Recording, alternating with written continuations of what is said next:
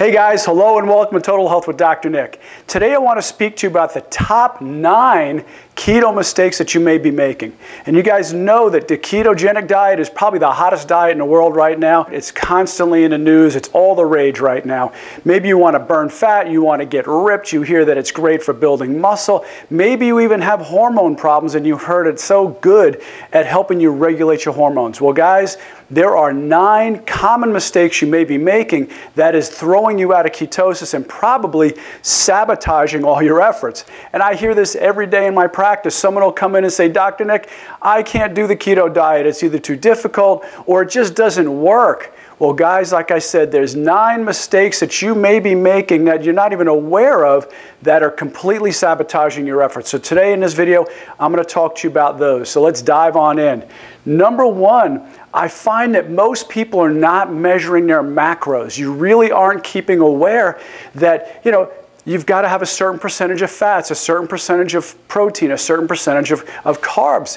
And I think a lot of you go right into it just saying, hey, you know what, I'm just going to eat fat, I'm going to eat cheese, I'm going to eat bacon, but you're not actually taking measurements. And if you're not measuring, you really don't know how you are. But like I said, ketogenic diet is about 70% fat. It's about 25% protein and about 5% carbs.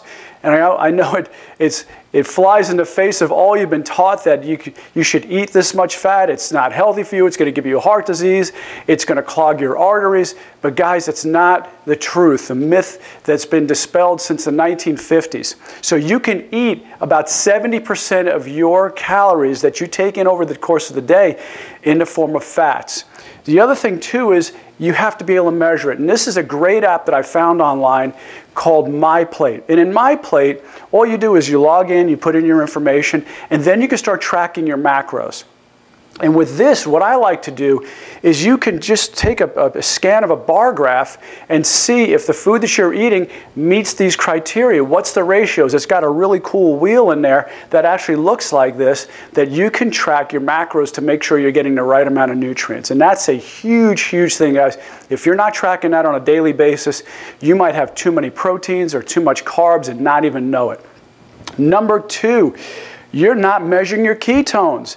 So many times I hear people say the ketogenic diet doesn't work, and I say, listen, are you even measuring your ketones? Are you in ketosis? Do you even know it?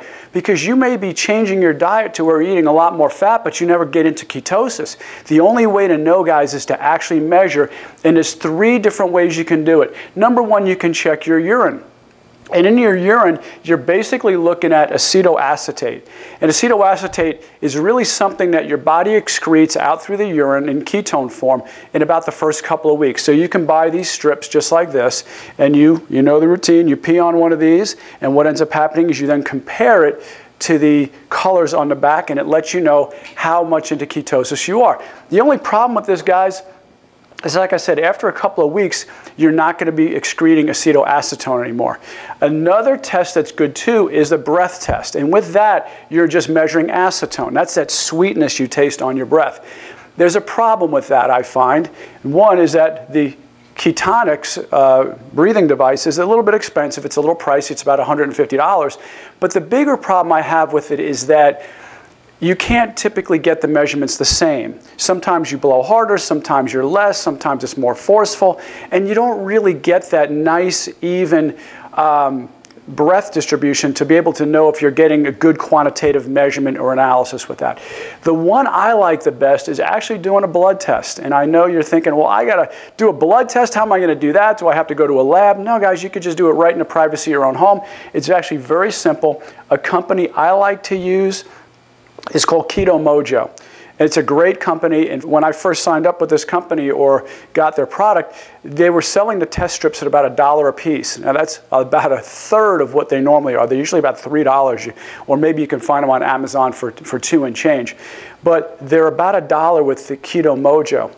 So it's very good. All you do is you take what we call the lancet, you put a little needle tip in there, you prick your finger, doesn't hurt, it's very quick, very easy, and then you put the measurement of blood right on the tip here, and then you take your measurement, and it lets you know exactly what your ketone levels are. I find this to be the most accurate. That's why I like doing this one the most. Now, number 3, you're not getting enough fat. Guys, This is a high-fat diet. This is copious amounts of fat. And I know you're thinking, once again, I can't eat that much fat. That's crazy. It's outrageous. I've been told to avoid fat. But I will tell you guys, you want to be on a high-fat diet. It's so, so healthy for your cell membranes. It's so healthy for the mitochondria in your body. And you want to look back at maybe one of my old videos where I talked about the benefits of the ketogenic diet. But you want to get more fat, and it's got to be high-quality fat. You want the best kind of fats, your wild-caught salmon, your olives, your avocados, your nuts, your olive oils, your avocado oil. I like using a couple of things like, of course, MCT oil. So you can also check out my video on MCT oil. This is a fantastic product, whether it be this one or other ones. MCT oil gets your body into ketosis even faster. Another thing I like to use, and you probably heard me mention it before, is beef tallow. This is actually beef lard, and this company by Epic makes a really great grass-fed one. So you want to make sure that you're getting the right omega-6 to my correct omega-3 ratio, and that's why you want to use grass-fed beef tallow. And this is great. This is just something you scoop out. It's basically lard, and you put it in your pan, and you can cook your eggs in it or do other things.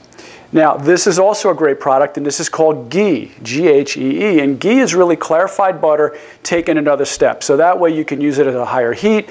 If you want to cook meat, you could put this on top of meat. It's basically, it's a clarified butter, but like I said, that next step took it to where it purified it even more and got it to where it's got a higher smoking point. So this is a great product. You could just use this as a spread.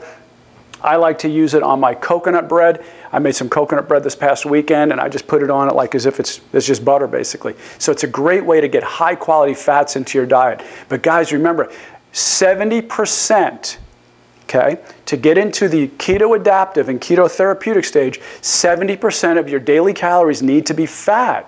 So you need to make sure that the majority of what you're eating all day is in the form of fat. Number 4.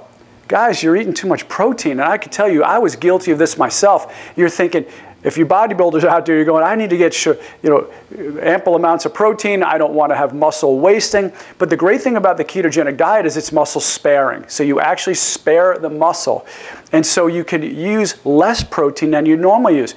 And also, too, guys, if you're eating too much protein, it puts you into something called gluconeogenesis, which means you actually start to produce sugars. You actually produce glucose. So the protein that you take in can be converted to sugar, to glucose. So you don't want that, because if you take in too much protein, it actually kicks you out of ketosis. So you want to avoid this. The second reason you want to limit your proteins is because even if it does come out to 20–25% of your calories, if you're taking in too much protein, you're going to take in a lot more extra calories in a day. So please be careful with that and lower your protein, trust that it's going to work, and get your protein levels lower. Number 5. Bad fats. I know you're probably thinking, well, wait a minute, isn't fat fat? No, there's really bad fats. And the problem with a lot of people going on the ketogenic diet is they just start throwing cheese and fat into their diets, and they're just eating bacon all day long. And so you guys have to be careful with this, because not all fat is created equal. It has to be quality fats. And I've got a good video. Check out the one I did on the health benefits of saturated fats, and it'll give you an idea about the different types of fats, the saturated fats, the monounsaturated fats, and the polyunsaturated fats, and really what they're about and how beneficial they are. But guys, you don't want to be living on bacon. It's not a great fat. Now, can you have it sometimes?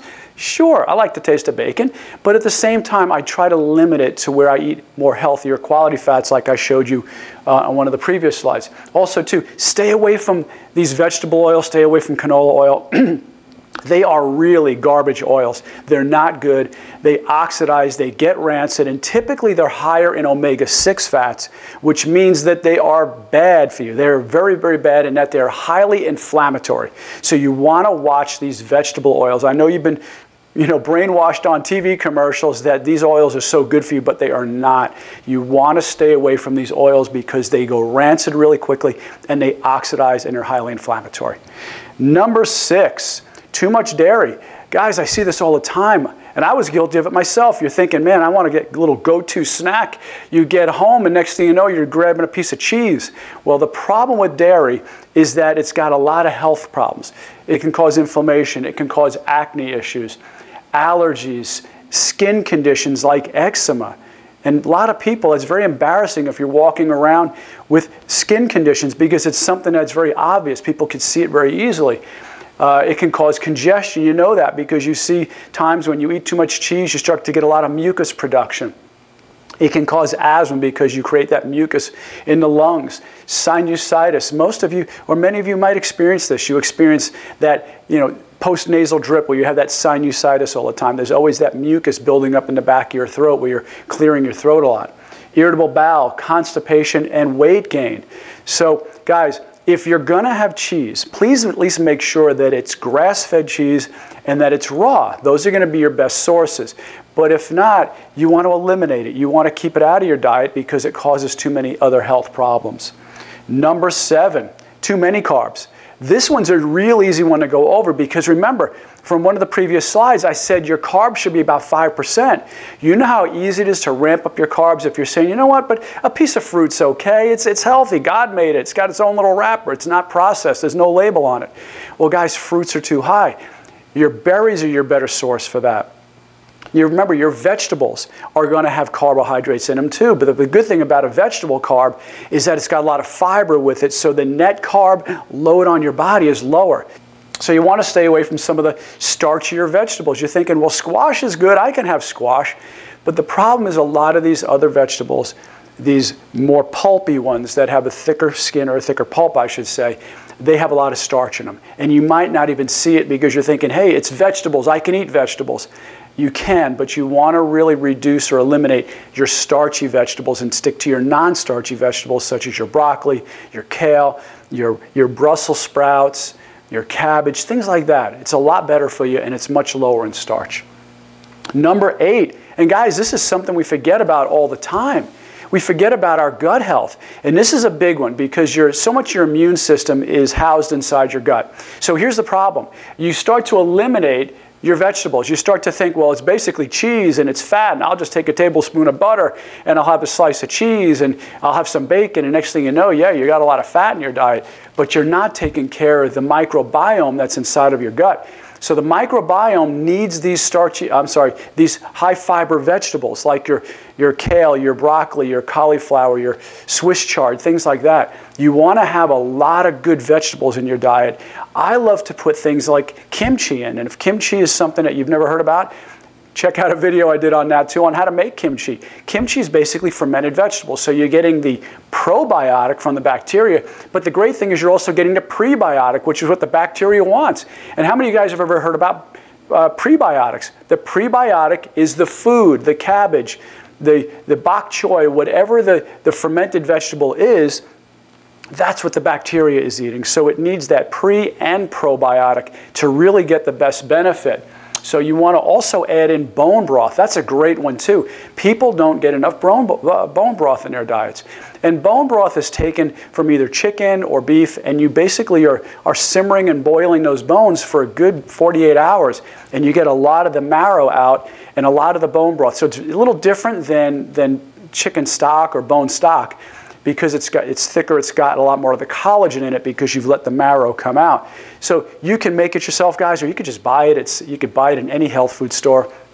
You could even get it at Costco, things like that, or you can get it at whatever supermarket is in your area. Just get bone broth, not bone stock. And the great thing about bone broth is it's very gut friendly. It's very good for your gut because a lot of people today are suffering with leaky gut syndrome, where the actual cells and the bacterial wall are separating. You're getting these junctions where these tight junctions are developing gaps to where the bacteria and toxins from the foods that we eat and so on actually can go through the intestinal wall, and when it does, it gets right into your bloodstream and it creates this incredible inflammatory response. So good bone broth, taking care of your gut during a ketogenic diet is going to be a really big thing for you.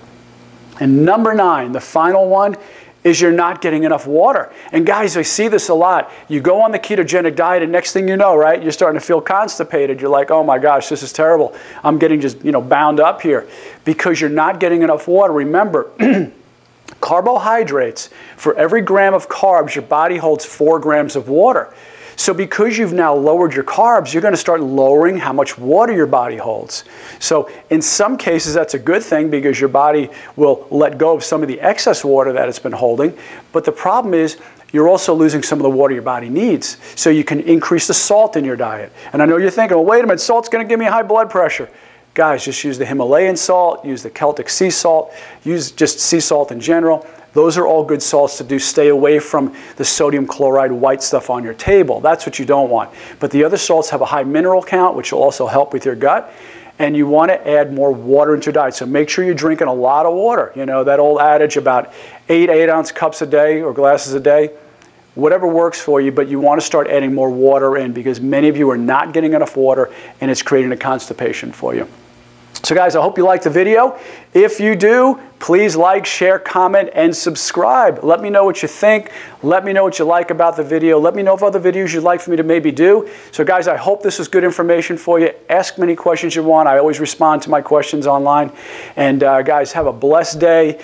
Go keto. Keep up the good work. And you're going to do great. Have a blessed day. Bye-bye.